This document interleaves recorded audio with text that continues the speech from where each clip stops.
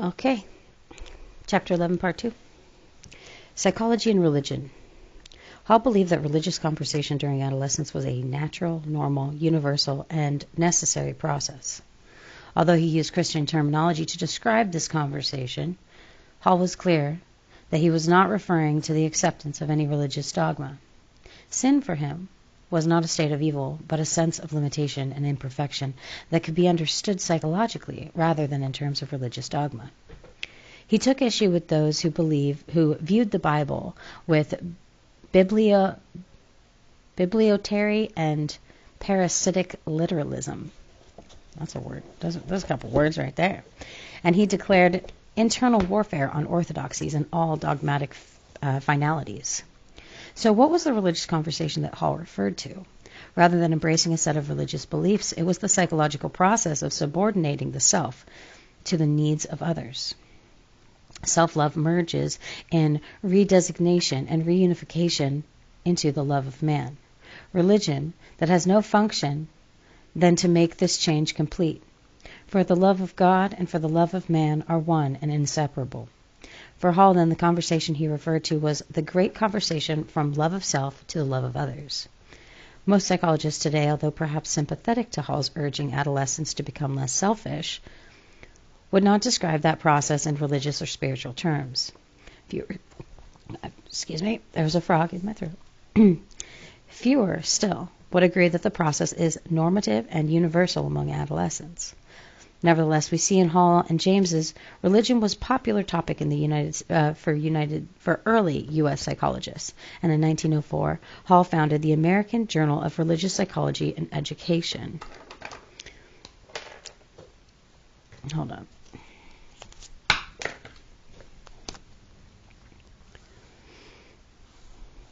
Which he edited with two former students, James Leuba and Edwin Starbuck. Both Leuba and Starbuck became noted for their empirical studies on religious conversation. Several of Hall's beliefs are now considered incorrect. For example, his views of sexuality, especially masturbation, and his claim that religious conversation is normative and even universal in adolescence.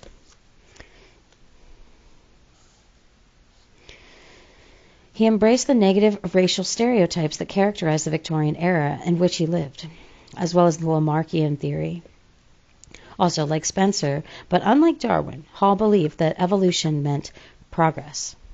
Nothing so reinforces optimism as evolution. It is at its best, or at any rate not the worst, that survive. Development is upward, creative, and not decreative.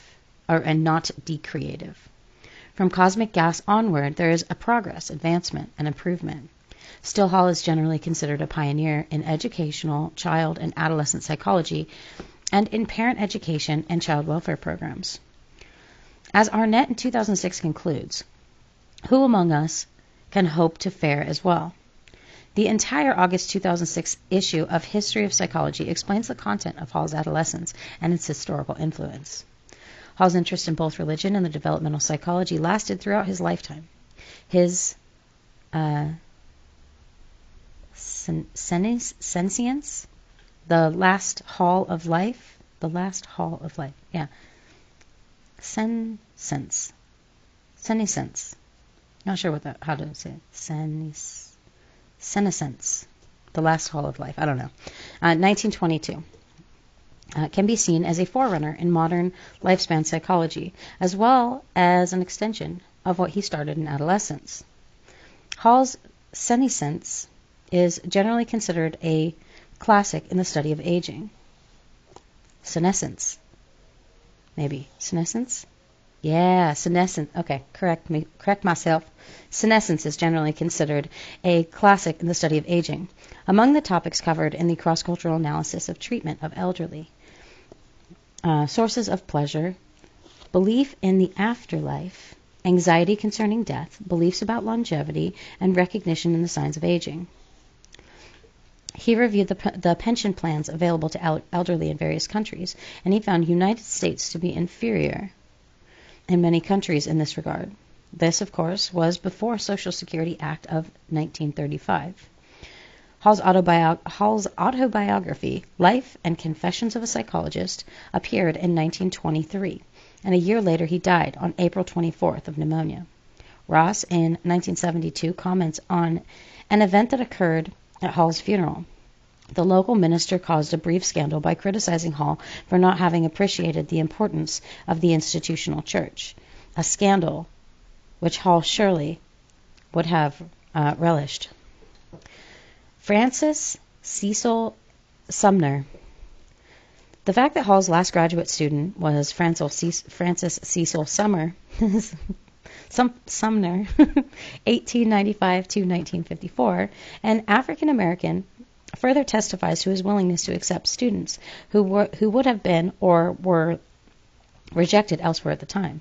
Sumner was born in Pine Bluff, Arkansas, just over 30 years after the abolishment of slavery in the United States. Because most African Americans who had been slaves had no last name, Sumner's parents took their name out of respect for the one-time Massachusetts Senator Charles Sumner. Francis attended elementary schools in Virginia, New Jersey, and the District of Columbia. Little was available in the way of secondary education for African Americans at the time, and that little was poor quality. For Francis obtained his secondary education through extensive reading under the guidance of his parents. After passing a written qualifying exam, Sumner was granted admission into Lincoln University, an African American institution in Pennsylvania, at the age of 15. And in 1915, at the age of 20, he received a B.A. magna cum laude with special honors in English, modern language, Greek, Latin, and philosophy. He then was accepted in the undergraduate program at Clark, where he obtained a B.A. in 1916, and then returned to Lincoln University as a graduate student through taught several courses in psychology and German, and obtained an M.A. in 1917. Sumner applied for admission into a doctorate program at the University of Illinois, an American university, but was rejected, and then applied directly to G. Stanley Hall, then president of Clark University, who accepted him into the PhD program of psychology. Sumner began his PhD program, but his work was interrupted when he was drafted into the Army in 1918. He eventually saw combat in France as a 22-year-old sergeant. During his military service, Sumner and Hall corresponded frequently, and when he was discharged in 1919, Sumner resumed his doctoral studies at Clark. On June 11th and 1920, Sumner defended his doctoral dissertation, Psychoanalysis of Freud and Adler, and on June 14th, he, a 24-year-old World War I veteran, became the first African American to obtain a PhD in psychology. And in 1920, Sumner accepted a teaching position at Wilberforce University in Ohio and taught at Southern University during the summer of 1921. And in the fall of 1921, Sumner accepted a position as the chair of the Department of Psychology and Philosophy at West Virginia Collegiate Institute, now known as West Virginia State College. While at the WVCI, Sumner published 2 articles that argued for segregated higher education for African Americans. Sumner also publicly supported the contention of Booker T. Washington, founder of the Tuskegee Institution in Alabama, that higher education for African Americans should emphasize training in agriculture and various practical trades. However, Sawyer in 2000 provides considerable evidence that Sumner's public statement concerning segregated education did not correspond with his private beliefs and activities. Rather, Sawyer argues Sumner was saying publicly what needed to be said given the social circumstances at the time in order to gain support for African American education. Exemplifying these social circumstances was the statement made in October 1921 by President Warren Harding that social equity between African Americans and whites could never have been possible because of the fundamental, inescapable, and eternal differences of race. According to Sawyer, Sumner had a hidden agenda, and his public statements were fully pragmatic under the circumstances. And in 1928, Sumner resigned from WVCI and accepted a position at Howard University in Washington, D.C., where he was charged with improving the quality of the psychology department. Although during Sumner's time at the highest degree that could be earned was an M.A., Howard became a major center of the training of African American psychologists. Sumner also described his former students as a low-keyed and very delicate psychologist, as a very quiet, unassuming individual who was brilliant with a tremendous capacity to make an analysis of an individual's personality, and as Howard's most stimulating scholar. Sumner became a fellow of the APA and held membership with the American Association of Advancement of Science, American Educational Research Association, Eastern Psychological Association, Southern Society of Philosophy Psychology, and District of Columbia Psychological Association. On January 12, 1954, Sumner suffered a fatal heart attack while shoveling snow at his home in Washington, D.C.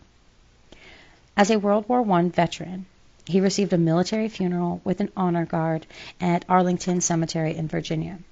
He was eulogized, that would have been wrong word choice. Okay. He was eulogized by, among others, Mordecai Johnson, the president of Howard University. And in 1972, when Howard first offered the PhD to 300 African Americans and had earned PhDs from U.S. colleges and universities, of these 300, 60 had received a BA or an MA from Howard University. Howard was so influential in the training of African American psychologists that it became known as Black Harvard. Psychology and race. One of the best known products of the Howard Psychology program was Kenneth Bancroft Clark, in 1914 to 2005, arrived at Howard in the fall of 1931 with the goal of eventually studying medicine. After experiencing Sumner's introductory psychology class, Clark declared, "To hell with the medical school. Psychology is the discipline for me." Clark obtained a BA and an MA from Howard and remained there as an instructor while his wife, Mommy Phillips Clark, completed their undergraduate work at Howard. For a review of Mommy Phillips Clark's life and accomplishments, see Lal 2002. Concerning Sumner's influence on him, Clark said, "Professor Sumner had a rigorous standards for his students. He didn't just teach psychology, he taught integrity. And although he led the way for other blacks in psychology, Sumner would permit no nonsense about there being anything like black psychology, any more than he would have allowed any nonsense about black astronomy. In this and in many other ways, Sumner was the model for me. In fact, he has always been my standard when I evaluate myself."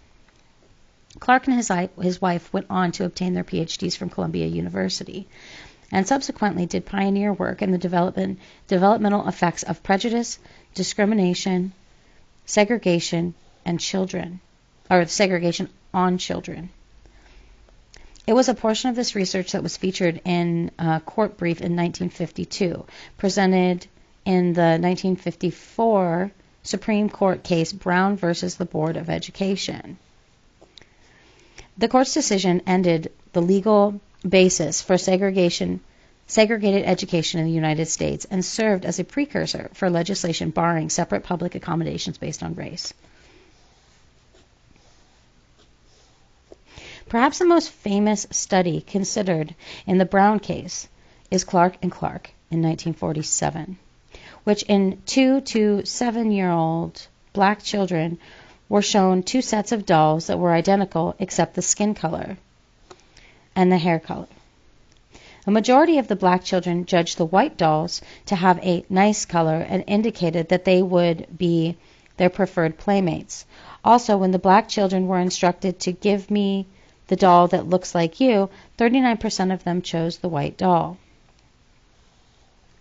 Another study considered by the Supreme Court was the Duchester and Chine in 1948, in which the opinions of social scientists concerning the effects of enforced segregation were surveyed.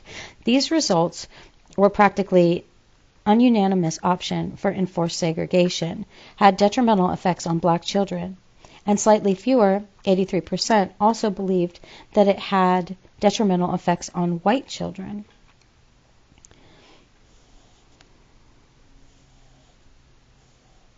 Presumably, it was information provided by such studies as Clark and Clark in 1947 and Duchester and Chine in 1948 that led the Supreme Court to conclude that segregation was psychologically damaging to both minority and majority children. Although there were several psychologists, sociologists, and other social scientists involved in the efforts to desegregate schools, it was also generally agreed that no one was more instrumental than Clark. Perhaps it is iconic that 30 years earlier, Clark's mentor, Sumner, had advocated segregated education. However, Sawyer in 2000 concludes that it is reasonable to believe that Sumner's efforts were in some way responsible for both Clark's contributions for the change in social climate that enabled the Supreme Court's 1954 decision. Sumner died 4 months before Brown's decision, but he was aware of the impending collapse and the legal basis for segregated education and was proud of the fact that one of his students played such a significant role in the collapse. How important was the Brown decision? Michael Klarman, a legal scholar, says, constitutional lawyers and historians generally deem Brown versus the Board of Education to be the most important United States Supreme Court decision of the 20th century and possibly of all time. Perhaps because psychologists were so instrumental in the Brown decision, one might have expected that APA would have embraced the decision and its implications enthusiastically, but that was not the case. Following Brown, the APA was slow to confront the racial issues both within its own organization and U.S. culture in general. Eventually, however, due largely to Clark's efforts, both issues were given considerable attention. In fact, Clark went on to become the first African American president of the APA in 1971. One legacy of Clark's presidency was the establishment of in 1971 of the Board of Social and Ethical Responsibility in Psychology. A lot to highlight here, so sorry. Which provided the APA with a powerful platform from which to deal with social and ethical issues. And in 1978, the APA presented Clark with the first award for distinguished contributions to the public interest. And in 1994, 40 years later after the Brown decision, the APA presented Clark with its award for outstanding lifetime contribution to psychology. He was only the 6th psychologist to receive this prestigious award. Clark's research, his views, and the extent of influence has not gone unchallenged. Clark has been criticized for abandoning the neutral objectivity of a scientist and instead becoming a political advocate.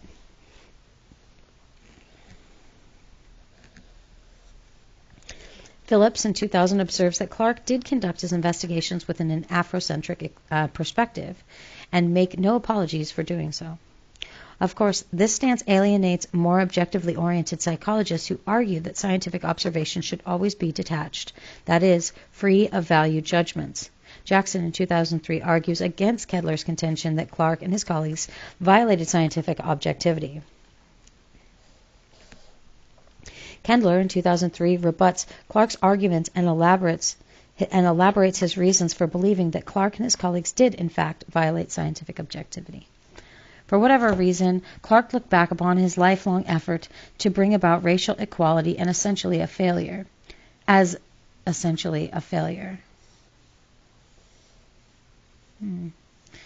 Phillips in 2000 disagrees with Clark's assessment of his own life's work, and after reviewing his accomplishments says the weight of the historical evidence argues otherwise. Kenneth Clark died in his home in Hastings-on-Hudson, New York, on May 1st, 2005, at the age of 90. So Hall's legacy at Clark University. Back to Hall now. Quite a legacy. Hall's 31 years as president of Clark University were colorful, to say the least. Under his leadership, psychology dominated Clark, and Clark was a strong competitor with Harvard for top students and faculty.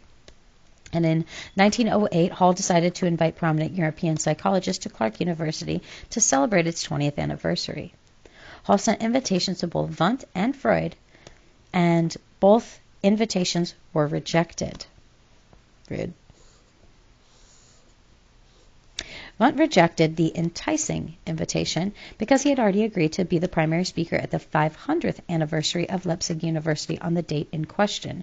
Freud declined because the date conflicted with other commitment and because of the honorarium was too small. All right. I totally lost my spot. Where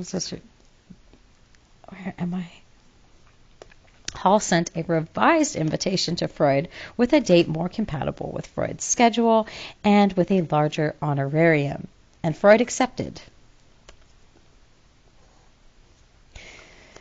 It is interesting to note that Hall would have been pleased with Wundt as he was would have been as pleased with Wundt as he was with Freud. He had a deep respect for both. Hall had long been interested in Freud's ideas as a part of the recapitulation theory. Hall had suggested that memories of ancestral experiences are often unconscious influences and fantasies of adolescence. There was, therefore, a theoretical kinship between him and Freud, and also with Carl Jung, who was invited to Clark along with Freud. Freud and Jung arrived September 5th, 1909, and according to Freud, the visit to Clark did much to further the acceptance of his theory throughout the world. For the interesting details of Freud and Jung's visit to the United States, see Rosenweig in 1992. Early psychology in the United States is often associated with a handful of universities. Thus, we have seen that the first labs and programs were formed at Harvard and Johns Hopkins, and considered Hall's legacy at Clark. Two other schools would come to be the centers of functional psychology: Columbia University in New York and the University of Chicago. Functionalism at Chicago. John Dewey. Despite the fact that functionalism was never a well-defined school of thought, as structuralism was, its founding is commonly attributed to John Dewey in 1859 to 1952. Even though James, Munsterberg, and Hall certainly laid important groundwork, although we shall see Dewey was strongly influenced by James. Shook in 1995 indicates that several of Dewey's functionalistic ideas came originally from Wundt's voluntarism.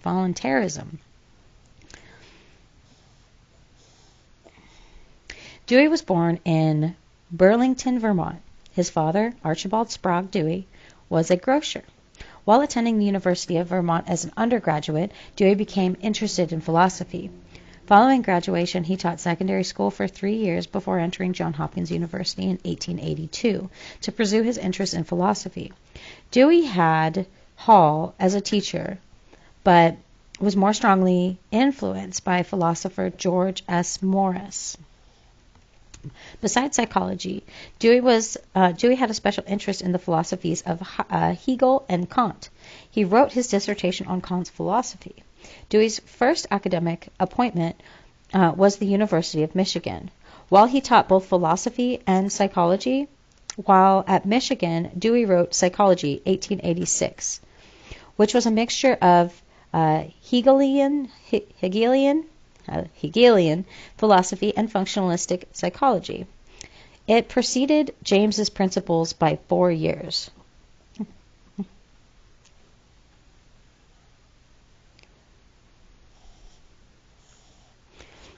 Dewey was at Michigan for 10 years, 1884 to 1894, except for 1 year he spent at University of Minnesota. And in 1894, Dewey accepted an appointment as chair of philosophy department in the newly established University of Chicago. At the time, philosophy included psychology and pedagogy. I can never say that word, and maybe I should look it up. Pedagogy, something like of that nature. It was at Chicago that Dewey wrote the reflex arc concept in psychology in 1896, which for many marks the formal beginning of the school of functionalism. Boring in 1959 referred to Dewey's 1896 article as the Declaration of Independence for American Functional Psychology. Dewey's analysis of behavior in terms of reflexes. Dewey's primary argument was that dividing the elements of reflex into sensory processes, brain processes, motor responses for analysis was artificial and misleading.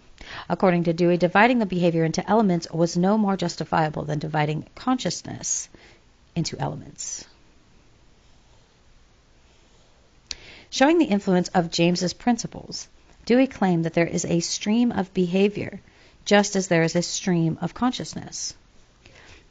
There were three elements of a reflex, said Dewey, must be viewed as a coordinated system directed towards a goal, and this goal is usually related to the survival of the organism. Dewey took a child touching a candle flame as an example. The analysis of such behavior in terms of reflexes claims that the child sees the flame of the candle, S, and grasps it, R, and the resulting pain, S, and then elicits withdrawal, R. So stimulus and response. That's what the S's and R's stand for. According to this analysis, nothing changes. Nothing is learned. In reality, however, the experience of being burned changes the child's perception of the flame, and he or she will avoid it next time. This, according to Dewey, could happen only if the child was still observing the flame while being burned and withdrew.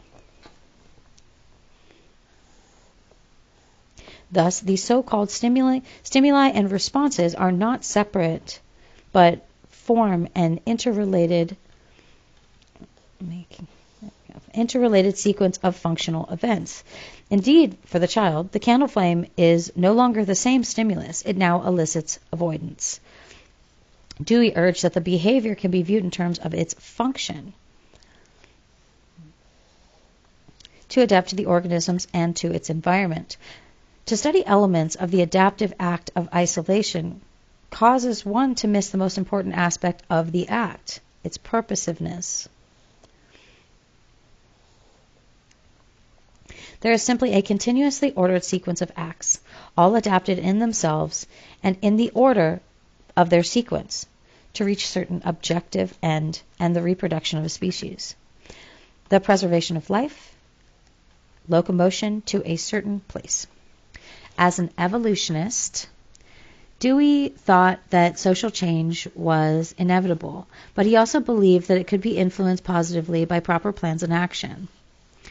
Dewey was very influential in creating what he called progressive education in the United States.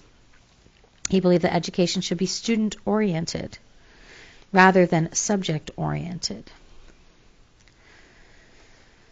And the best way to learn something is to do it. His famous statement that students learn by doing. Dewey was very much opposed to the rote memorization drills and the view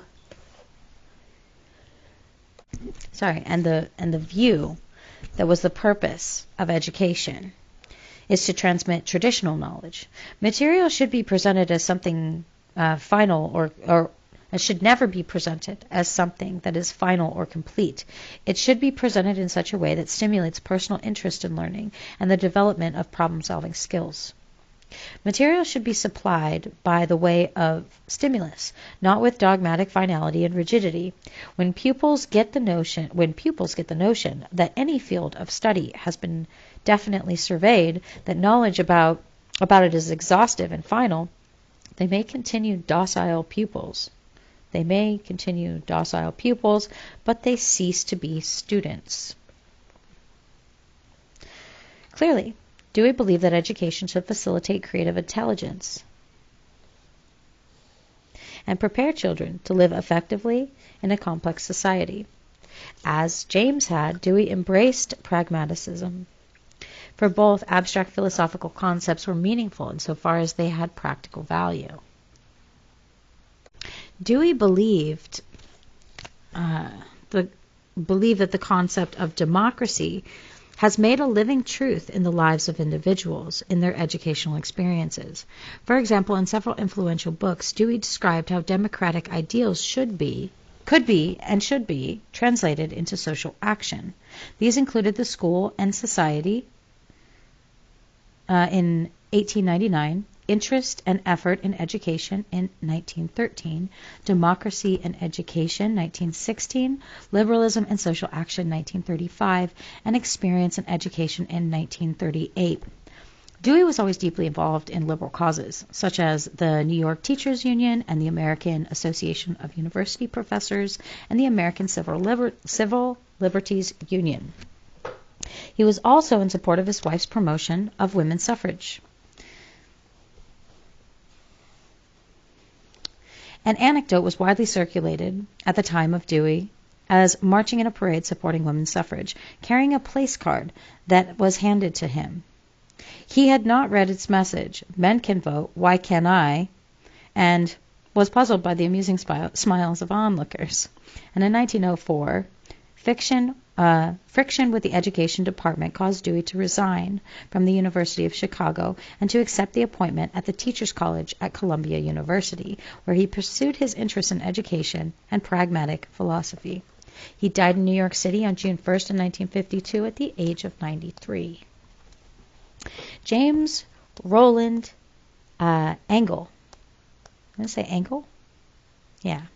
James Roland Engel, 1869 to 1949, was born in Burlington, Vermont, the same place as Dewey. He was the son of a long-term president of the University of Michigan. Engel was Dewey's student while Dewey was at Michigan, and after graduating in 1890, Engel remained for a year at the graduate training. It was during that year that he attended a seminar conducted by Dewey on James's newly published principles. The seminar switched Engel's primary interest from philosophy to psychology. And the following year, Engel went to Harvard to become acquainted with James. The year 1892 to 1893 were spent traveling and studying in Germany. He attended lectures by Ebbinghaus and started to prepare a doctoral dissertation on Kant's philosophy under the supervision of Hans Weihinger, but never finished. 2 master's degrees, one from Michigan in 1891 and one from Harvard in 1892, were his highest degrees. And in 1897, Engel accepted the instructorship at the University of Minnesota instead of finishing his doctoral dissertation. Oh, so that's what he was doing. But staying only for 1 year. And 1897, he accepted a position at the University of Chicago, offered to him by his former teacher, Dewey. Engel was 25 years old at the time, and Dewey was 10 years his senior. Engel, Dewey, and their colleagues were highly productive and influential in Chicago, and in 1896, Dewey published his famous article on the reflex arc. And in 1904, Engel published his Dewey published his article on the reflex arc, and in 1904, Engel published his very popular Psychology, an introductory study of the structure and functions of human consciousness. Both Dewey and Engel eventually served as presidents of the APA. Dewey in 1899 and Engel in 1906. Engel's presidential address, The Provenance of Functional Psychology, contrasted functional and structural psychology, a distinction that Titchener had originally made in 1898. In his address, Engel made several key points, 3 of them. First, functional psychology is interested in mental operations, or 3 bullet points, I guess. Who knows? We'll find out. Functional psychology is interested in mental operations rather than conscious elements. But even mental operations in isolation are of little interest. The functional psychologist is interested not alone in the operations of mental processes, considered merely of and by and for itself, but also more vigorously in mental activity as part of a larger stream of biological forces, which are daily and hourly at work before our eyes, and which are constitutive of the most important and most absorbing part of our world. The psychologist of this stripe is wont to take his cue from the basal conception of evolutionary movement, i.e., for the most part, organic structures and functions possess their present characteristics by virtue of the efficiency with which they fit into extant conditions of life, broadly designated the environment. All right. Got a little choppy. All right, point number 2. Mental processes mediate between the needs of an organism and the environment. That is, mental functions help the organism survive. Behavior habits allow an organism to adjust to familiar situations, but when an organism is confronted with unfamiliar mental processes, when an organism is confronted with the unfamiliar mental processes, aid in the adaptive process. Mind and body cannot be separated. This is the third one. They act as a unit in the organism's struggle for survival. At the time of Engel's address, functionalism was established in growing school and a strong competitor to structuralism. By further demonstrating its kinship with evolutionary theory, functionalism encouraged the study of not only consciousness, but also animal behavior, child psychology, habit formation, and individual differences. In addition, with its strong pragmatic orientation, it encouraged the application of psychological principles of education, business, and clinical psychology. Engel was chairman of the psychology department at Chicago for 25 years. Under his leadership, the University of Chicago became the center of functionalism. Among Engel's famous students were Harvey Carr, who we will consider next, and John B. Watson, who will be featured in the next chapter. And in 1921, Engel left Chicago to become president of Yale University, a post he held until his retirement in 1935. He died on March 4th in 1949 in New Haven, Connecticut. For further discussion on Engel's life and accomplishment, see Dewsbury in 2003. Harvey Carr, 1873 to 1954. Born in Indiana, obtained his bachelor's degree and master's degree from the University of Colorado, and went to the University of Chicago, where he received his doctorate in 1905 under the supervision of Engel. Maybe it's pronounced Engel. Whatever. Carr, we're past him now, too late. Carr stayed at Chicago throughout his professional life, and in 1926 he was elected president of the APA. And in 1925, Carr wrote Psychology, a study of mental activity. Mental activity was concerned with the acquisition, fixation, retention, organization, and evaluation of experiences and their subsequent utilization in guidance of conduct. We see in Carr's definition the functionalist concern with the learning process, because learning is a major tool in adjusting to the environment. It was a major concern of functionalists. Central to Carr's psychology was that he was what he called adaptive act, which has 3 components. 1, a motive that acts as a stimulus for behavior, such as hunger or thirst. 2, the environmental setting or situation that an organism is in. And 3, the response that satisfies the motive, such as eating or drinking. Here again we see the influence of evolutionary theory on functionalism. Needs must be met for organism to survive. Needs motivate behavior until the act satisfies the need, at which point learning occurs. The next time the organism is in the same situation, the experiences and experiences the same need, the organism will tend to repeat the behavior that was effective previously. Both perception and behavior were necessary in adapting to the environment, because how the environment is perceived determines how an organism will respond to it. Seeing wild animals in the zoo and seeing one while walking through the forest would elicit two different reactions. Besides the adaptive act, Carr, in 1925, included sections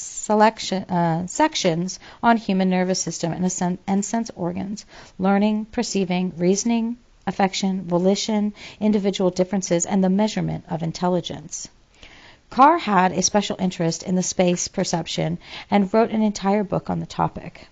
Although Carr, like other functionalists, accepted both introspection and experimentation as legitimate methods, the latter became his favored research technique, which is the experimental method, by the way. One reason for his preference was the growing success of animal research, in which introspection was, of course, impossible. Showing both the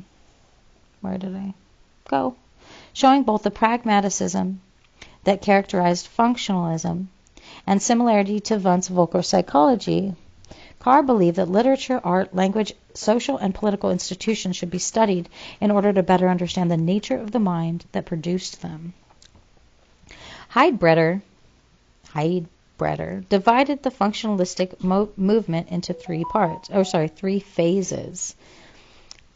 Its initiation by Dewey, its development under Engel's leadership, and its preservation as a definite influence by Carr.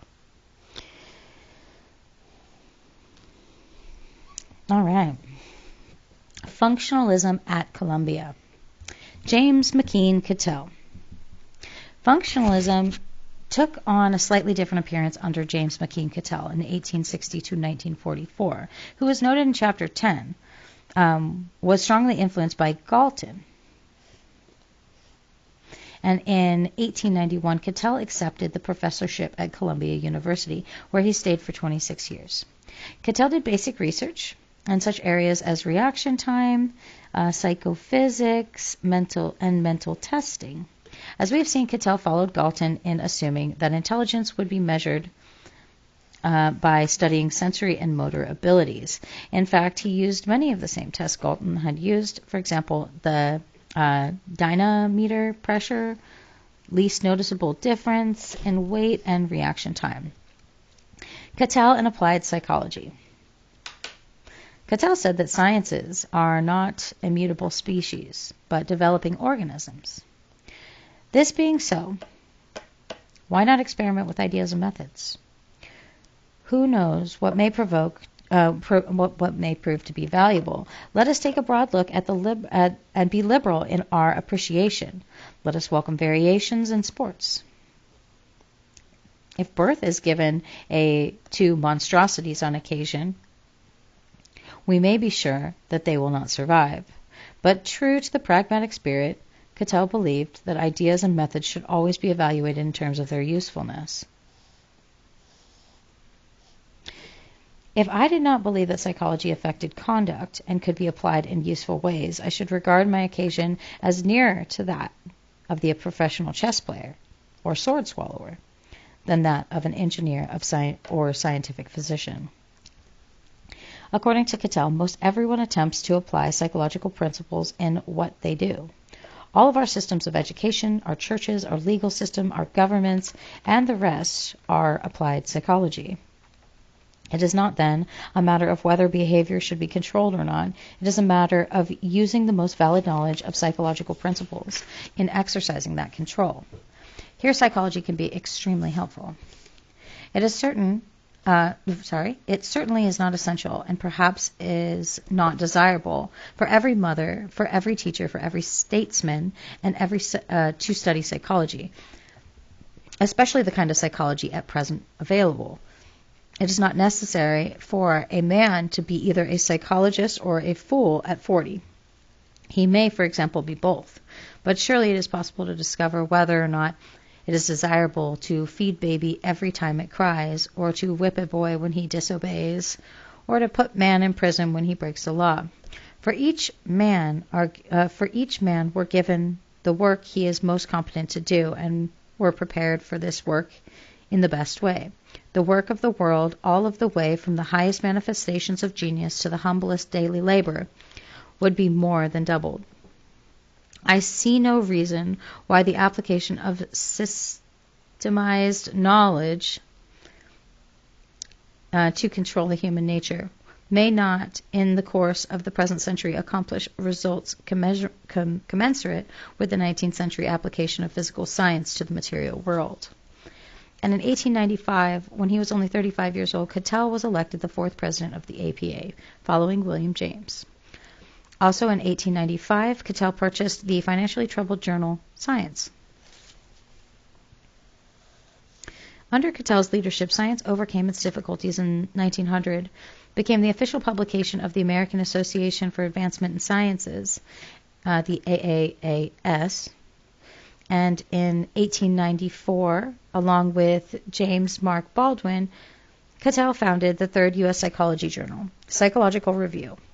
Cattell was part owner and editor of Psychological Review in 1894 and 1904.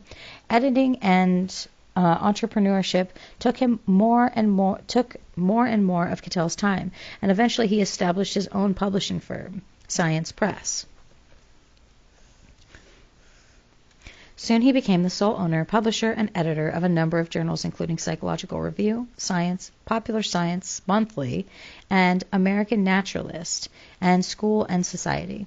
And in 1921, Cattell, along with Thorndike and Woodworth, founded the Psychological Corporation, designed to provide a variety of services to education and industry. The Psychological Corporation continues to thrive. And in 1917, Cattell had a rather negative relationship with the president of Columbia. Cattell had been instrumental in the founding of the American Association of University Professors, which favored complete academic freedom and tenure. He was elected president of the AAUP in 1925. It was Cattell's pacifism, however, that led to his dismissal from Columbia. What an odd reason. The president of Columbia University fired him from the position of Columbia faculty because of a letter he wrote, written on Columbia University stationery, urging that draftees not be sent overseas against their will. It was believed that the charge of pacifism was behind the firing, and other members of the faculty resigned from Columbia in protest. Nonetheless, under Cattell's influence, Columbia became a stronghold of functionalism. Cattell was very attractive at Columbia between 1891 to 1917, during which Columbia became the leading producer of PhDs in psychology. And in 1929, of the 704 APA members possessing their doctorate, 155 of their degrees from Columbia, with Chicago second with 91.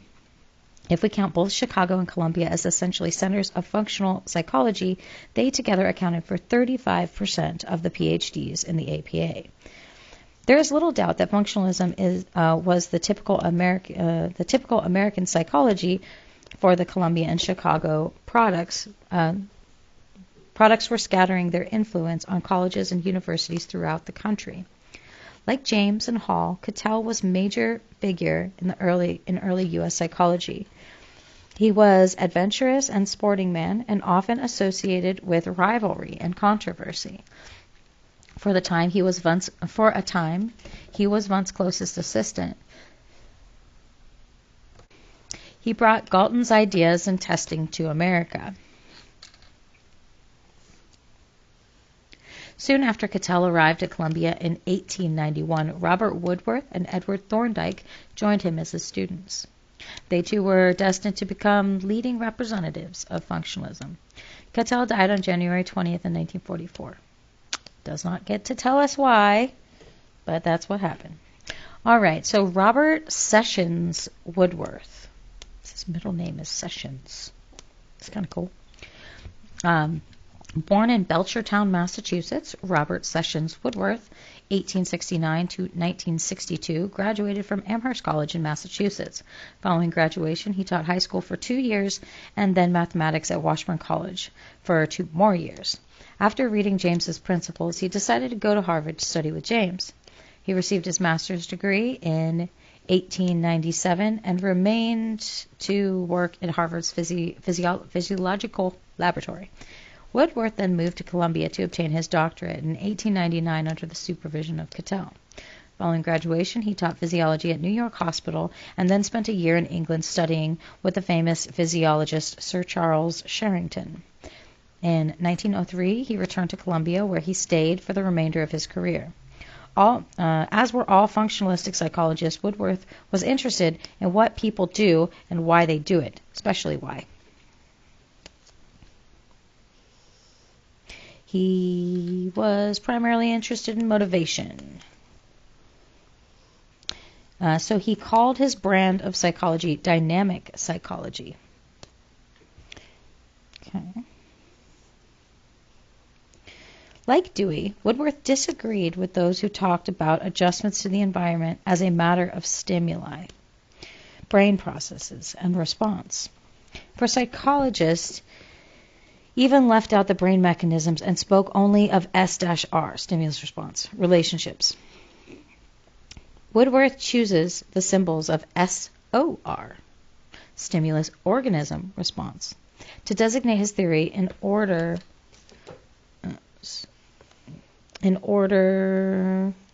to emphasize the importance of the organism.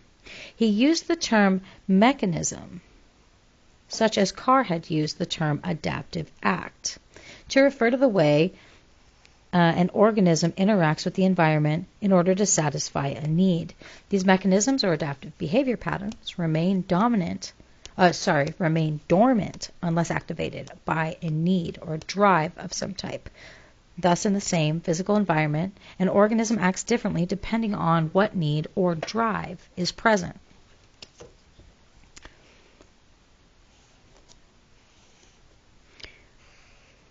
According to Woodworth, the internal condition of the organism activates the organism's behavior. Although we have included Woodworth among the functionalists, he was always willing to entertain a wide variety of ideas and believed none of them religiously. He lectured on such topics as abnormal psychology, social psychology, and tests and statistics. And he gave seminars on movement, vision, memory, thinking, and motivation. His books included Elements of Physiological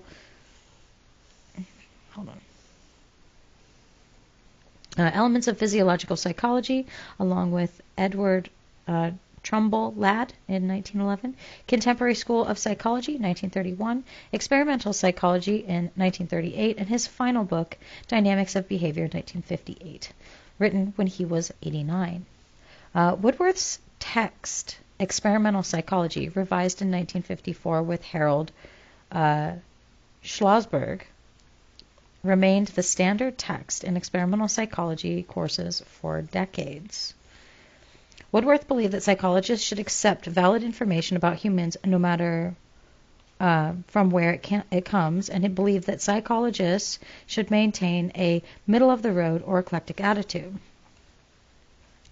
Suppose we should organize the world's tournament or Olympic contest of psychologists, and should assemble the 2,000 or 3,000 of them to some large field with banners raised there as rallying points for adherents of several schools.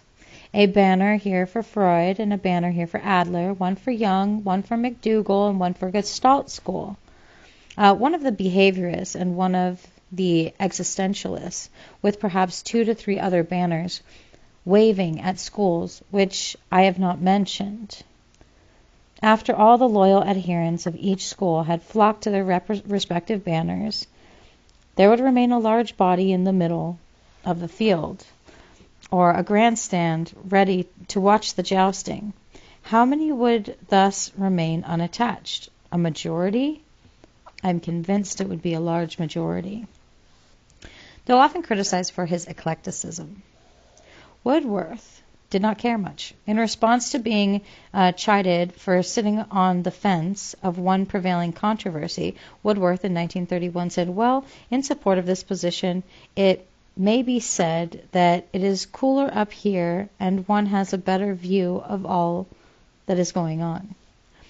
Woodworth was president of the APA in 1914 and the first recipient of the gold medal presented by the American Psychological Foundation in 1956. As the inscription indicated, that the award was unequaled contributions in shaping the destiny of scientific psychology. Woodworth's 6-decade affiliation with Columbia University ended when he died on July 4th in 1962 at the age of 92. Edward Lee Thorndike. Edward Lee Thorndike, 1874 to 1949, was born in Williamsburg, Massachusetts, the son of a Methodist minister. He entered Wesleyan University in Connecticut in 1891 and earned his bachelor's degree in 1895. At Wesleyan, the psychology courses did not interest him much, but reading James's principles did. After Wesleyan, Thorndike went to Harvard, where he earned a master's degree in 1897. While at Harvard, he took a course from James, and the two became good friends. When he first moved to Cambridge, Thorndike was raising chicks in his bedroom to be used as an experimental subject, and his landlady forbade him from continuing this practice. James tried to get a laboratory space for him at Harvard. When the effort failed, James allowed Thorndike to continue his research in the basement of his home. After receiving his master's degree at Harvard, Thorndike accepted the fellowship at Cambridge, where, like his lifelong friend Woodworth, he worked under Cattell's supervision. His doctoral dissertation, titled Animal Intelligence, an experimental study of the associative processes in animals, was published in 1898 and was republished in 1911 as Animal Intelligence. Thorndike's dissertation was the first in psychology in which non-humans served as subjects.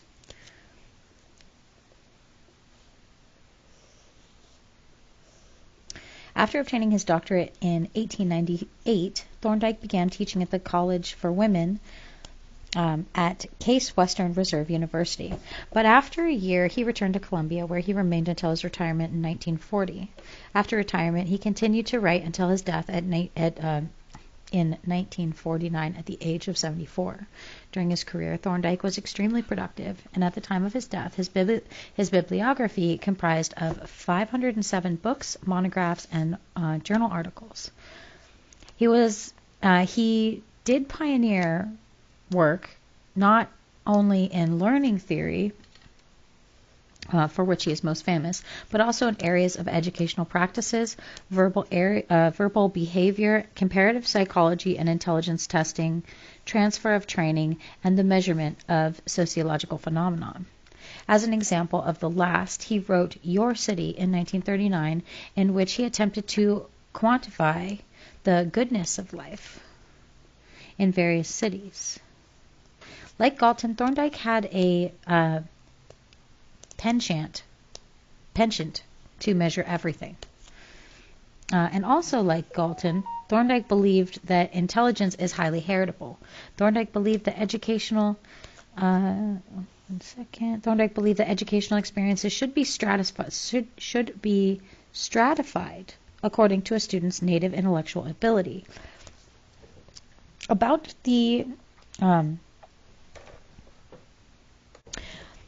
the attempt to provide equal education to all children, he said, "It is wasteful to attempt to create a folly, to pretend to create capacities and interests that which are assumed or denied to an individual at birth." However, Thorndike did not believe gender differences in intellectual ability were substantial enough to support arguments against coeducation. After reviewing the data, he concluded differences in ability are not sufficient not of sufficient amount to be important in arguments concerning differentiation of the curriculum or the methods of teaching in conformity of sex differences.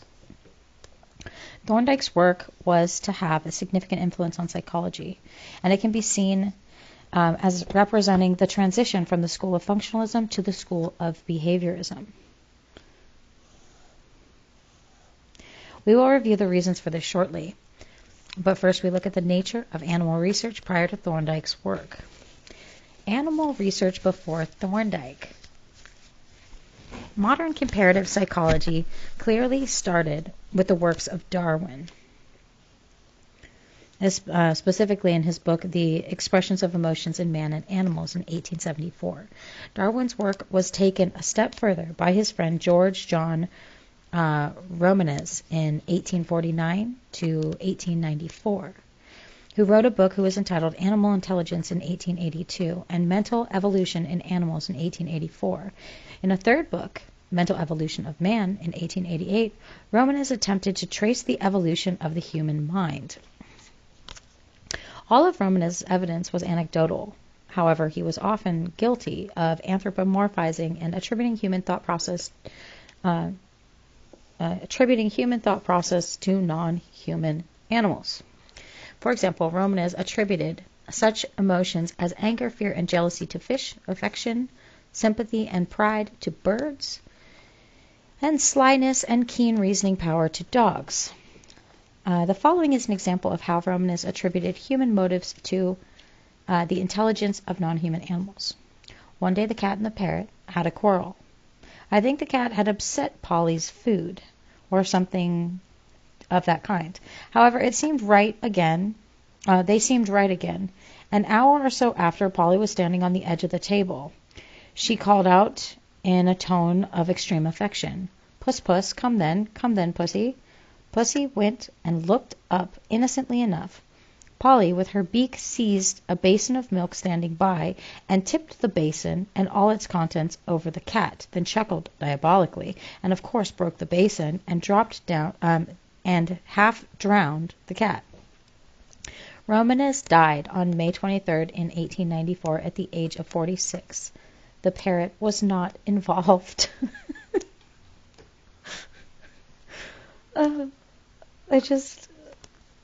This book, that was a moment for this book. Conway Lloyd Morgan, in 1852 to 1938, sought to correct Romanes's excess by applying the principle that had come to be known as Morgan's canon. In no case may we interpret the actions as the outcome of the exercise of higher psychical faculty. It can be interpreted as the outcome of the exercise of one which stands lower in the psychological scale. Morgan's canon is often mistakenly interpreted as an argument against speculation about the existence of private thoughts and feelings in non-human animals. Morgan, however, believed that both animal and non-human behavior is purposive, and that purposes or intentions are experienced mentally. Rather than avoiding mentalism, he argued that comparative psychology would be impossible unless both humans and non-humans possessed mental processes. Following Darwin, Morgan believed that mental events facilitate survival and that the gradation of those events across a species, and that there is a gradation of events across those species. Morgan's canon was also mistakenly believed to be an argument against anthropomorphizing. On the contrary, Morgan believed that the cognitive processes of non-human animals could be understood only relative to our own. Our interpretation of animal intelligence is necessarily based on a double or twofold process of observation. First, the activities of animals have to be carefully observed as objective phenomena. Second, our own mental processes have to be carefully observed and cautious inductions drawn from them. However, the objective phenomena reached by the first process have to be interpreted in terms of conclusions obtained by the second. So what was the purpose of Morgan's canon? Primarily, its purpose was to avoid Anthropocentrism. Anthropocentrism. The belief that non-human cognitive processes are the same as those of humans. The problem with the anecdotal evidence provided by Romanes and others was that it equated human and non-human intelligence. With his canon, Morgan urged researchers not to attribute human behaviors to reflective, rational thoughts when it could be explained in terms of simpler cognitive processes. In a sense, Morgan was attempting to put anthropomorphizing on a sound scientific basis. Morgan, in 1894, believed that non-human animals could not possess many of the human attributes that Romanes and others had attributed to them. A sense of beauty, a sense of ludicrous, a sense of justice, a sense of right and wrong. The abstract emotions or sentiments of such are certainly impossible to the brute.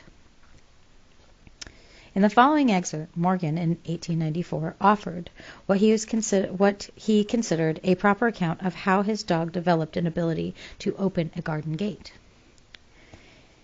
The way in which my dog learnt to lift the latch of the garden gate and thus let himself out affords a good example of intelligent behavior.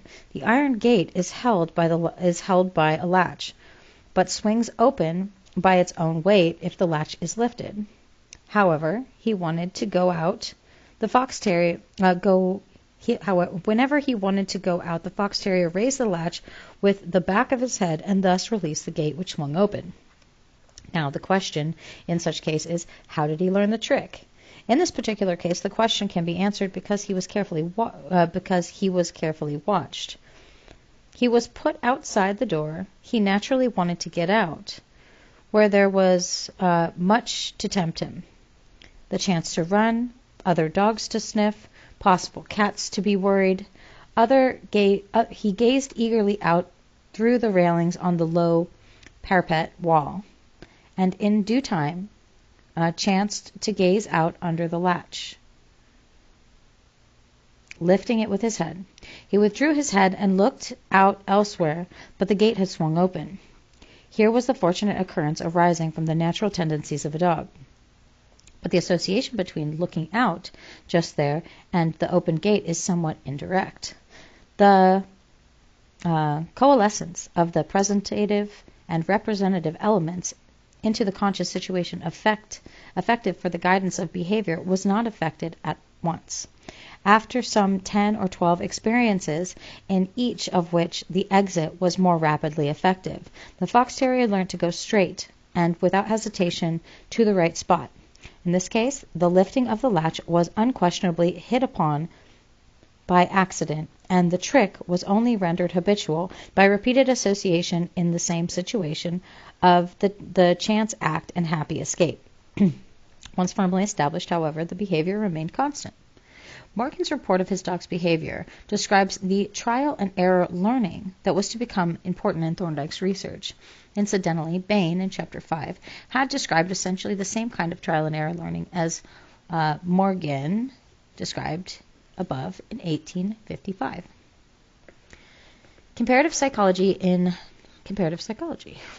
1908, Margaret Floy Washburn, 1871 to 1939, published The Animal Mind, which went through 4 editions, the last appearing in 1936. And as mentioned in Chapter 9, Washburn was Titchener's first doctoral candidate and became the first woman to receive a doctorate in psychology in 1894. Upon receipt of her degree, Washburn became a member of the APA, joining 2 other women, Christine Ladd Franklin, and Mary Calkins. Washburn, Ladd Franklin, Calkins, and Hollingworth were not the only women associated with early U.S. psychology. Engel's doctoral student included Helen Thompson Woodley, who focused on child development and child welfare, as well as June Etta Downey, who founded the psychology program at the University of Wyoming. Millicent Shin, the cousin of Calkins' chair, Edmund C. Stanford was the first. Her name was Edmund. Millicent Shin, the cousin of Calkins' chair, Edmund C. Stanford. Okay. was the first woman to receive a PhD at the University of California. She is best known for her developmental studies of her infant niece, published in the 1900, The Biography of a Baby. Ethel Puffer Howes studied with Bunsterberg, both in Germany and at Harvard, and was an advocate for women's suffrage, as it is related to the conflict between family and career faced by women in academia. After brief affiliation with Wells College, Sage College, and the University of Cincinnati, Washburn accepted an appointment at her alma mater, Vassar College, in 1903.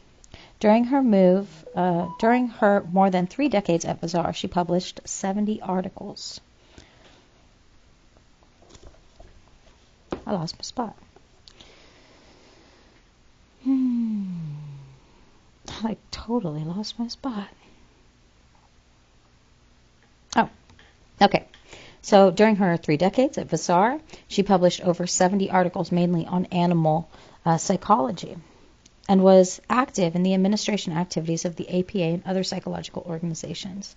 And in 1921, in recognition of her many accomplishments, Washburn was elected the second female president of the APA.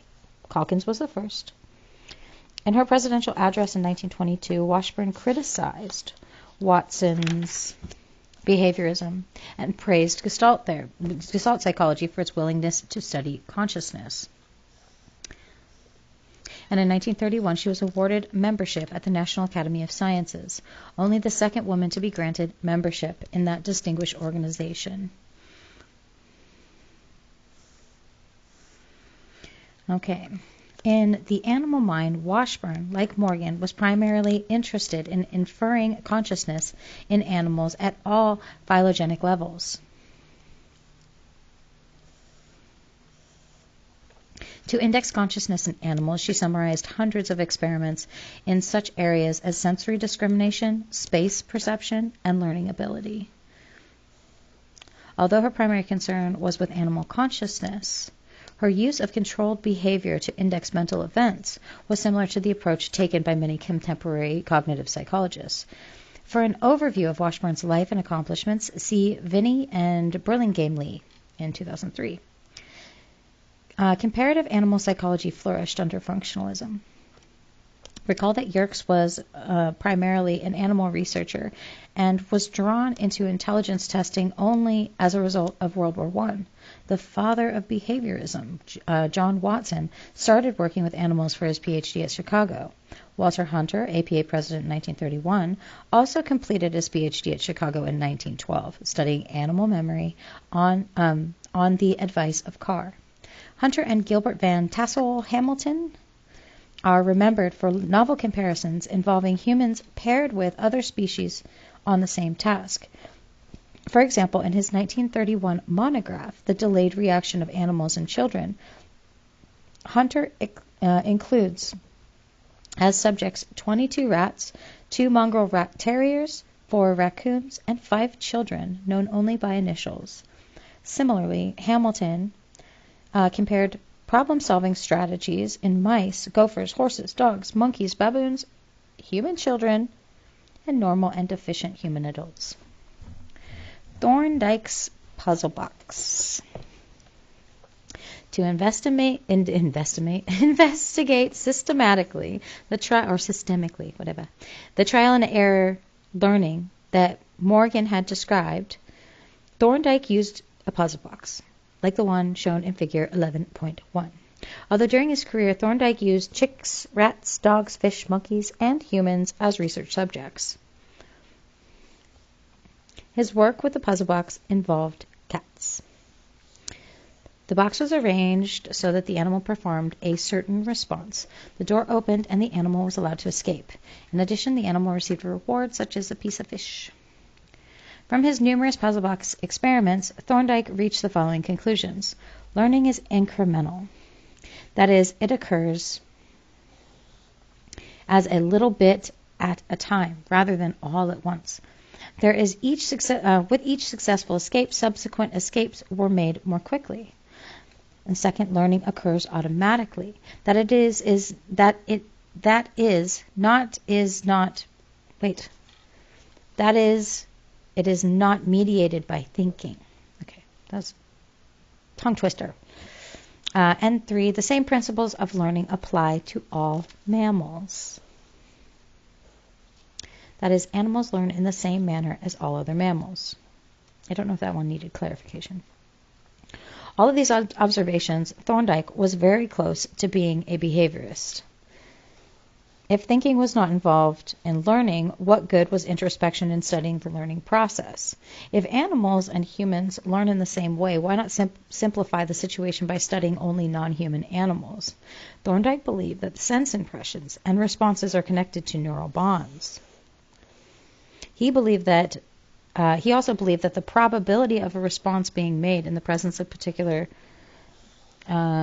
sensory event or stimulus is determined by the strength of the neural connection between the stimulus and the response. Thorndike's concern was not with how ideas became associated, but with how neural connections or bonds between sensory impressions and responses change their strength as a function of experience. Because of this concern, Thorndike's theory was often referred to as connectionism. The laws of exercise and effect. To account for his research findings, Thorndike developed psychology's first major theory of learning. The theory basically combined associationism and hedonism, which has been prevalent for centuries, but Thorndike stated his principles with precision and supported them with ingenious experimentation. His own research findings actually forced him to make major revisions to his own theory. The early version of his theory consisted mainly of laws of exercise and effect. The law of exercise had 2 parts: the law of use and the law of disuse. According to the law of use, the more often an association or a neural connection is practiced, the stronger it becomes. This is essentially a restatement of Aristotle's law of frequency. According to the law of disuse, the longer an association remains unused, the weaker it becomes. Taken together, the law of use and disuse stated that we learn by doing and forgetting by not doing. Taken together, the law of use and disuse stated that we learn by doing and forget by not doing. Makes more sense now. Thorndike's early law of effect was that if an association is followed by a satisfying state of affairs, it is strengthened. If it is followed by an annoying state of affairs, it will be weakened. In modern terminology, Thorndike's law of effect was that reinforcement strengthens behavior, whereas punishment weakens it. On September 1929, Thorndike began to address his International Congress of Psychology with the dramatic statement, "I was wrong." He was referring to his early theory of learning. Research had forced him to abandon the law of exercise completely, for he had found that practice alone did not strengthen association, and that passage of time alone, or disuse, did nothing to weaken it. Besides discarding the law of exercise, Thorndike discarded half of the law of effect, concluding that a satisfying state of affairs strengthens an association, but an annoying state of affairs does not weaken one. In modern terminology, Thorndike found that reinforcement is effective in modifying behavior, but punishment is not. Under the influence of evolutionary theory, Thorndike added a behavioral component to associationism. Rather than focusing on the association of one idea to another, he studied the association between the environment and behavioral response. Although Thorndike's brand of psychology is generally viewed as being within the framework of functionalism, because Thorndike believed that only useful associations are selected and maintained, his insistence that learning occurs without ideation brought him very close to being a behaviorist. Actually, thought he was a behaviorist, but now I know. The transfer of training. And in 1901, Thorndike and Woodworth combined their skills to examine the contention of some early faculty psychologists that the faculties of the mind could be strengthened by practicing the attributes associated with them. For example, it was believed that studying a difficult topic such as Latin could generally enhance intelligence. Such a belief was sometimes called the mental muscle approach to education and sometimes formal discipline.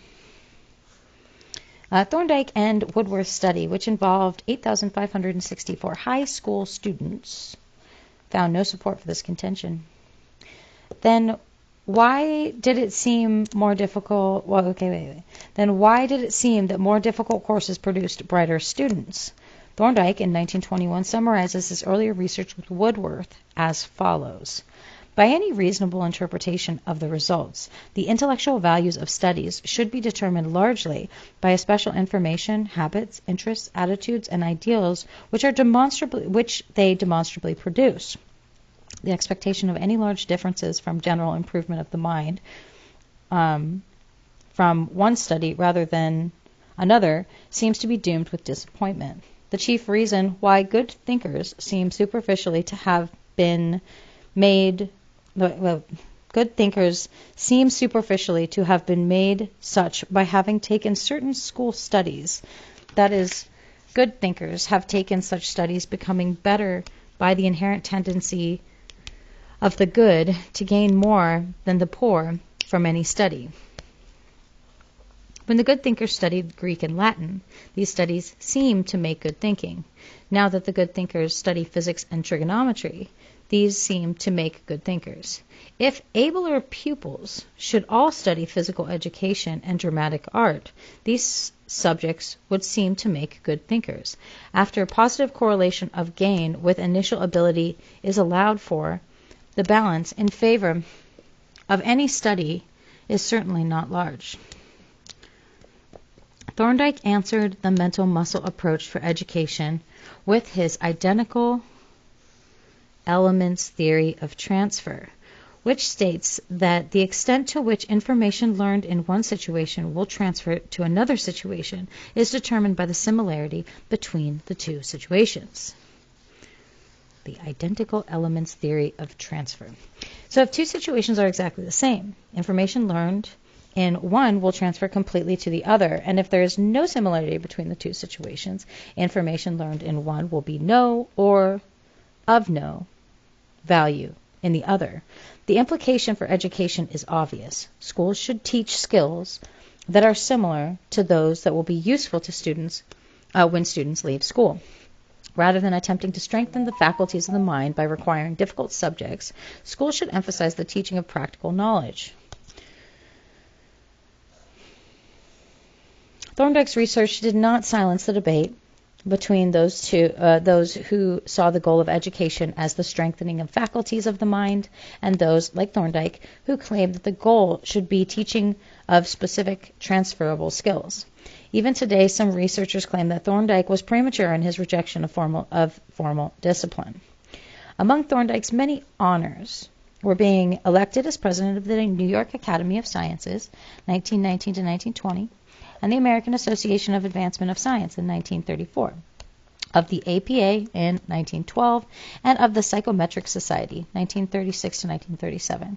And he was an honorary member of the British Psychological Society and the Leningrad Scientific Medical Pedagogical, I think I said that right this time, Pedagogical Society. Many consider Thorndike the greatest learning theorist of all time, for his ideas still influence our current psychology work through the work of B.F. Skinner, whom we will detail in the next chapter. Thorndike is usually considered a functionalist, Skinner a behaviorist. Thorndike is not usually labeled a behaviorist given his eclectic interests, including the study of human consciousness. Thorndike was also extensively in the practical areas of pedagogy, that same word, and measurement. He truly revolutionized school books and dictionaries and developed various psychological tests and supervised graduate students in psychometrics. Beyond functionalism. In the early years of U.S. psychology were certainly exciting, but we have seen somewhat chaotic. In 1903, Cattell attempted to assess the eminence of various figures in American psychology. His top 10 were James first, himself second, and then Munsterberg, Hall, Baldwin, Titchener, Royce, Ladd, Dewey, and Jastrow. Although previously mentioned in passing, Ladd is another philosopher-psychologist with interests in religion and education, just like James and Hall. He authors several popular texts and is associated with Yale. Although he served as a diplomatic and educational advisor to Japan, he was the second president of the APA. Mark Johnson Baldwin was the APA's sixth president. Oh, he's 1861 to 1934. And as earlier noted, co-founded the Psychological Review with Cattell. He was also the first editor of the APA's other flagship journal, Psychological Bulletin. Born in Columbia, South Carolina, he spent a year with Wundt, but earned his Ph.D. in philosophy at Princeton. After a short teaching stint at Lake Forest College, he went to the University of Toronto, where he created his first the first psychology laboratory in Canada. Following a trip to France, where he had visited with Charcot and Genet, both in Chapter 16, he returned to Princeton and studied its psychology program. And in 1903, he moved to Johns Hopkins and resurrected his famous psychology laboratory, which he closed after Hall left for Clark. In 1908, Baldwin's career at Hopkins ended, and when he was caught in a raid at a house of prostitution. Scandal. He spent the remainder of his life in Europe and Mexico, where he popularized psychology, but continued his influential work.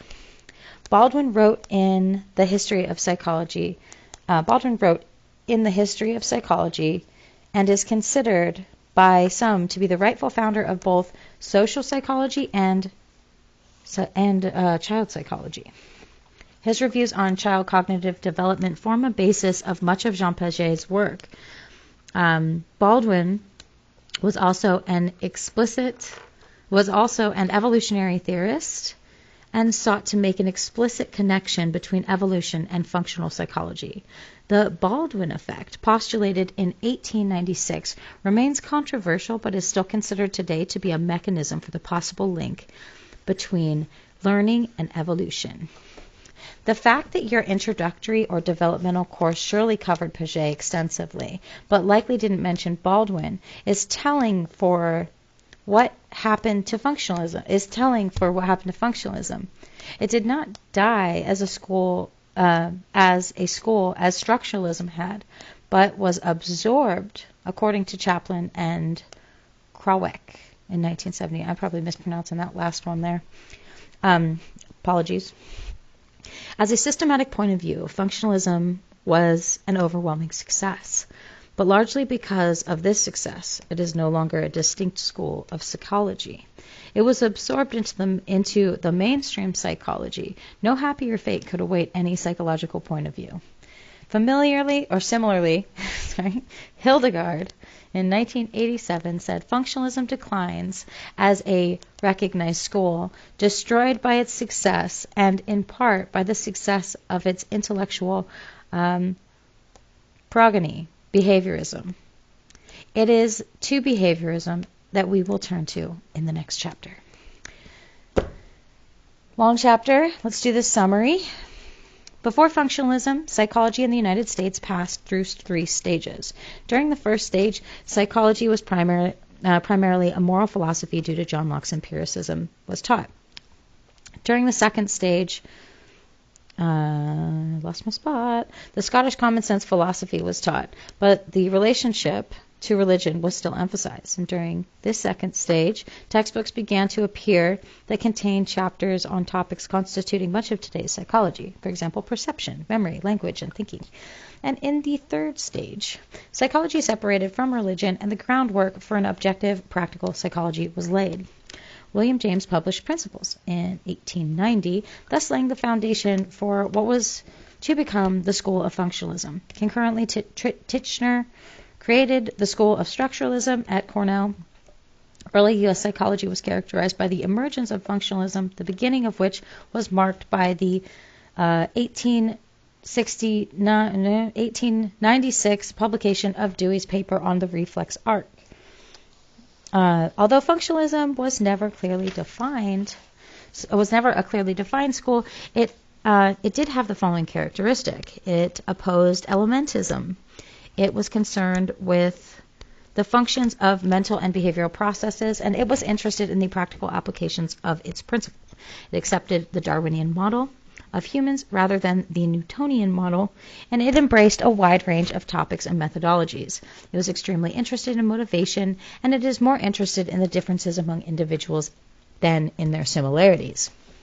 Following Darwin, James believed that mental events and overt behavior always have a function. Rather than studying consciousness as a group, elements that combined in some lawful way of as physical elements do, James viewed consciousness as a stream of ever-changing mental events whose purpose is to allow a person to adjust to the environment. For James, the major criterion for judging an idea is the idea's usefulness. He applied this his pragmatism to the idea of free will. James believed that while working as a scientist, a person has to accept determinism. While not playing the role of a scientist, however, a person can accept free will and feel responsible for his or her own activities, instead of feeling as if one is a victim of circumstance. James believed that much of behavior is instinctive and much of it learned. According to the James Lange theory of emotion, an individual first reacts behaviorally and then has an emotional reaction. Everywhere in James's writings, one sees pragmatism. Ideas are to be evaluated only in terms of their usefulness or cash value. In many ways, psychology today is the type of psychology that James outlined, a psychology willing to embrace all aspects of human existence and to employ these techniques found to be effective. James chose Munsterberg to replace him as the director of the Harvard Psychology Laboratory. At first, Munsterberg concentrated on performing controlled laboratory experiments, but his interest turned more and more to the application of psychological principles to problems outside the laboratory. In developing his applied psychology, Munsterberg did pioneer work in clinical, forensic, and industrial psychology. Although at one time he was one of the most famous psychologists in the world, he died in obscurity because of his effort to improve relations between the United States and Germany. It came at a time when the U.S. populace was disgusted with Germany. Mary Whiton Calkins, studying under Munsterberg's supervision, met all of Harvard's requirements for a PhD, but they denied her degree because she was a woman. Nevertheless, she went on to become the first female president of the APA, and through her self-psychology, she influenced the development of the U.S. brand of personality theory. Hall was the first American to obtain a doctorate degree specifically in psychology. Hall was Wundt's first U.S. student. He created a first working psychology laboratory in the United States in 1883. He created the first U.S. journal dedicated exclusively to psychological issues. As president of Clark University, he invited Freud to deliver a series of lectures which helped psychoanalysis gain international recognition and respect. Hall founded the APA with its first president, combining his studies of children, adolescents, and the elderly. Hall anticipated that, what was later called lifespan psychology. Along with James and Munsterberg, Hall incorporated Darwinianism theory into psychology and, in so doing, helped pave the way for the School of Functionalism. It was under Hall's supervision that Francis Cecil Sumner came to be the first African American to obtain a Ph.D. in psychology. Howard University, Sumner created a highly influential training center for African American psychologists. His students included Kenneth B. Clark, whose research influenced the Brown versus Board of Education decision, which ended the legal basis for segregated education. Clark went on to become the first African American president of the APA. Once launched, functionalism was centered in the University of Chicago and Columbia University. Dewey's The Reflect Arc concept in psychology is thought in many ways to mark the formal beginning of functionalism. During his 25 years in the department chairman at Chicago, Engel encouraged the growth of functional psychology. Carr was another who furthered the development of functional psychology at Chicago, a key figure in Columbia University's brand of functionalism. It was Cattell who encouraged psychologists to study a wide variety of topics using a wide variety of methodologies and to emphasize the practical value of psychological principles. Another leading figure in Columbia was Woodworth, whose dynamic psychology was focused on motivation.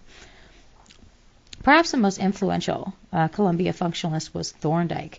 Thorndike's goal was to study animal behavior objectively because Darwin's theory had shown that there were only quantitative differences between humans and other animals. Romanes did rudimentary animal research, but his observations were riddled with anecdotes, attributing higher human thought processes to non-human animals.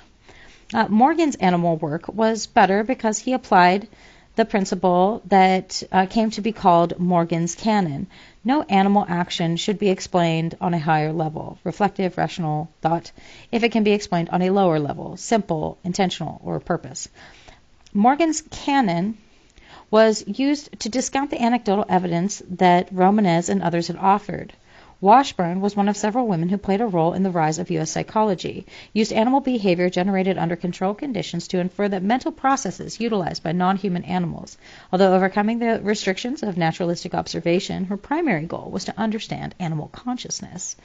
Comparative animal psychology flourished under functionalism. For example, Thorndike studying animal behavior under controlled conditions, but his research vastly reduced the importance of consciousness, both human and non-human.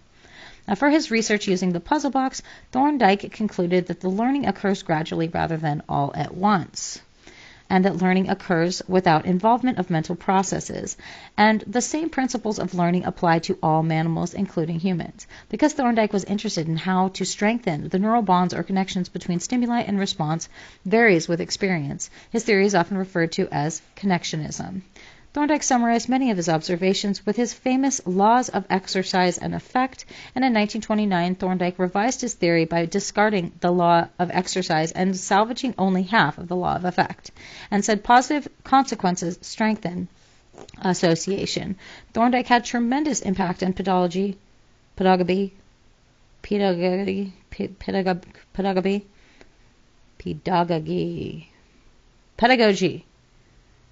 That's it, pedagogy in the American schools. Many of Thorndike's ideas are found in the contemporary work of the Skinnerians. This chapter covered all of the figures considered the most important contributors to American psychology in 1901, including James Mark Baldwin, whose ideas influenced Piaget. Unlike structuralism, which faded away as a school because much of its findings and methodologies were rejected, functionalism lost its distinctiveness as a school because of its most major tenets were assimilated into all forms of psychology.